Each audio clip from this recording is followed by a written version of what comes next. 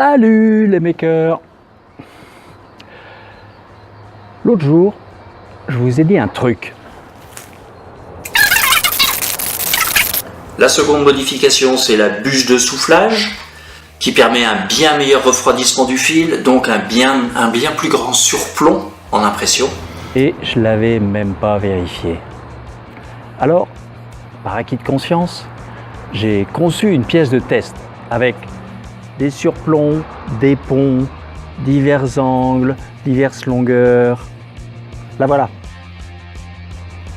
4 arcs de cercle de 2 mm d'épais, de 2, 4, 6 ou 8 mm de large, qui partent d'en bas pour finir avec un plateau impossible à 90 degrés de surplomb.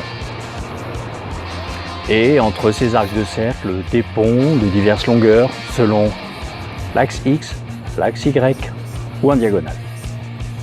Et j'ai fait un concours entre les 3 buses que voilà. La standard à net, la demi-circulaire et celle en forme de vaisseau spatial comme ils l'appellent. C'est parti.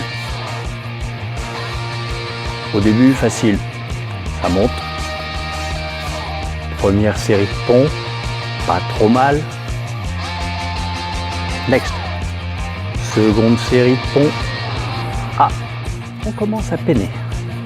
Mais on s'en sort. Et c'est comme au Ventoux. Plus ça grimpe, plus c'est dur. On bataille sur les surplombs et sur les ponts qui finissent quand même par se faire. Somme toute, score honorable pour la Busanette. On va voir les championnes maintenant. Allez, je vous laisse juste regarder. Étonnant, non? À l'œil, très peu de différence. On dirait même que la Busanette s'en sort mieux. Du coup, j'ai mesuré, j'ai compté le nombre de fils qui sont désolidarisés du pack sur chaque pont.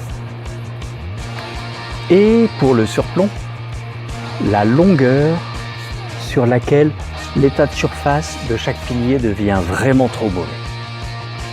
Ça donne ce super tableau de chiffres. Et en donnant sur chaque critère 2 points à la meilleure buse, 1 point à la suivante et 0 à la dernière, j'en conclus que pour ce qui concerne les ponts, la Busanette est la meilleure, légèrement meilleure que les deux autres. Par contre, pour ce qui est des surplombs, elle les écrase. Et la buse vaisseau spatial que j'avais retenue, elle est la plus mauvaise. Mes excuses donc, je vous avais dit des âneries. Comme quoi, il faut toujours se méfier de ce qu'on trouve sur le web. Autre conclusion intéressante. Quelle que soit la buse, le pont est de meilleure qualité s'il est en diagonale plutôt que sur un axe X ou un axe Y. Pour un surplomb, il vaut mieux partir d'une certaine largeur. On voit que le pilier de 8 mm permet un angle de 10 à 15 degrés supérieur de surplomb que celui de 2 mm. Bon, là-dessus, je vous laisse avec tous les paramètres d'impression utilisés. Toute suggestion d'amélioration est bienvenue. Et bien sûr, si vous voulez que je teste un autre filament ou d'autres paramètres, sentez-vous libre, je suis preneur. Envoyez-moi le filament, il en faut un petit mètre d'après Cura. Et je me ferai un plaisir de faire le test.